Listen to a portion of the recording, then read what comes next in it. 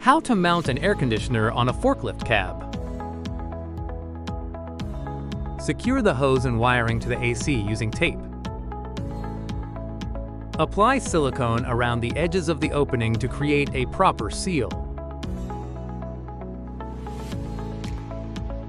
Place the AC unit on top of the cab, sitting firmly on the silicone. Tighten all the screws on the mounting bracket.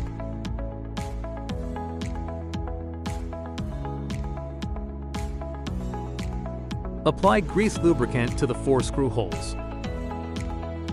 Connect the wire cables to the panel connector at the back. Install the middle indicator by screwing it in place.